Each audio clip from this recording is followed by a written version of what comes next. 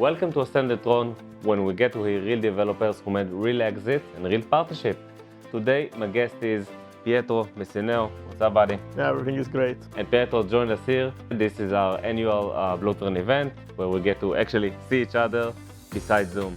Yeah, everything is great. We are in Phuket actually, and we're having a lot of fun here in the island, and it's so nice to meet all of you in person. You're 26 today, Pietro, but where did it all begin? Everything began when I was 16 years old, and I wrote my first line of code. I wanted to make Siri, the vocal assistant of Apple, into Italian language because it was available only in German and in English. I created this Siri in Italian, I distributed it like as donation to other people. Did it work, the app? It worked. Around 800 people downloaded it. 16 years old boy going to high school and trying to make something useful for others, and people were appreciating. What did you find in the app development? It's not only a job, because of course, it gives you money, it gives you pleasure at the same time. And when I'm coding, I'm not really getting tired. I'm actually having a lot of fun because you use your brain and you don't feel that you're working. Looking back from where you were in the past, at the 16 when you started to develop apps, and where you are today, I definitely couldn't imagine I could reach such a point because it all started for fun. I always learned how to code by my own. Even though after that I studied in university, I have a computer science degree, I couldn't imagine I could scale and I could reach like this point.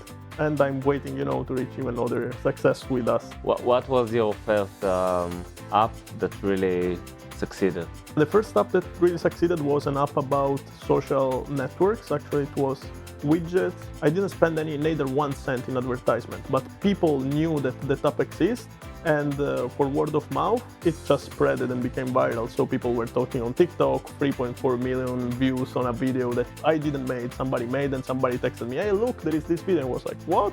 So it went so popular that actually Blue contacted me. This was the app that we actually bought from you. You went for the exit model and not the partnership model. Why? When I have been contacted, there were two models.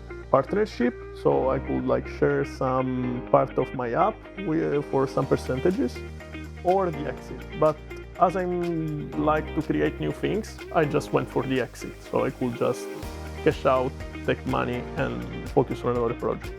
And what was the next project?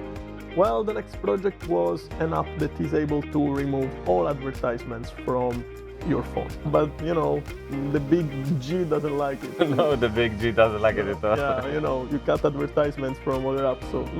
How did it feel to make an exit on a product that you built? Actually, I wasn't expecting to make any exits because I was just, okay, I did the app, it's generating some money, some revenues, I'm happy. But I couldn't expect to receive an email like, hey, we would like to buy an app, because I didn't even knew that there is a market for this. And when you saw that cold email that we sent? The first impression was, oh, look, it's a scam email, because it was just email@gmail.com, and I was like, okay, at least some website, no, just buy a domain, $5, it will look more professional. But I was like, okay, let's do it. So I started to exchange emails, then we had contact on WhatsApp, then we have some Zoom calls, and I started to think like, maybe it's real. And then we found a deal in order to do the exchange of code, App Store account, and all of those things related to the app, exchange, as well as money exchange. What was your biggest fear by entering such a process, such a deal? I thought that in some part of the deal, my app could be stolen and I will not get my money. Because it can be just the source code that could be stolen, or the App Store account with the revenues that is generating every month. So I was trying to find the least of the problem, in order to not lose the source code, but not lose the App Store account because it was on my name. After you received the cash, because this is a direct exit, what's the first thing you bought? I love cars. So the first thing that I did, I went to buy a car. Like my dream car, it was a Ford Mustang. So I bought that car with the exit money. And what happened to the car? I understood that wasn't the car for me, so then I switched to another car, and then again and again and again, And what are you driving now? I'm driving a Porsche. Okay. Yeah, 2-seat Porsche, yeah.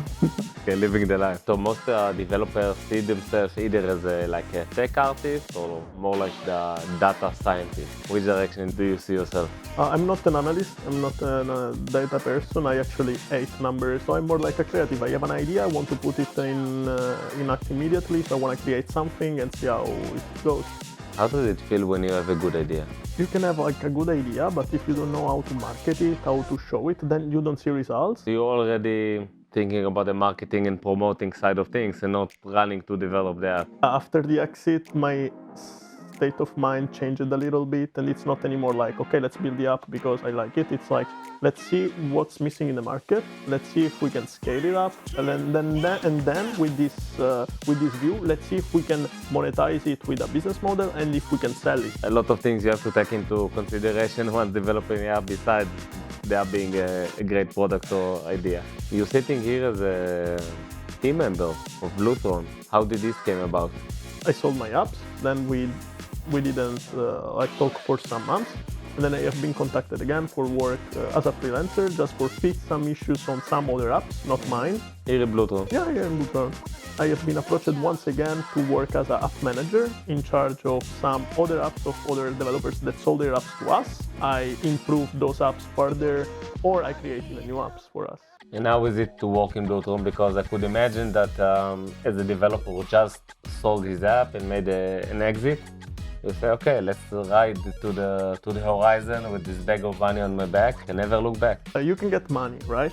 But money are finishing. Plus, I really enjoy the work that I'm doing. So I like coding, and I'm completely fine in working for Bluetron because it's what I like to do. Why wouldn't a developer just keep a good app and develop more good apps? The thing is that a single developer is having hard time in keep scaling apps, or at least having one app and then focusing on another one and another one and another one. Why? Because when you have an app, then you need to look at the market, you need to look at the competition, you need to see what they implement, what they are updating, what they are up to. It's like a war, it's a fight. You always need to be the first, implement new features, and so on. When you have apps with backends or with servers, they need maintenance.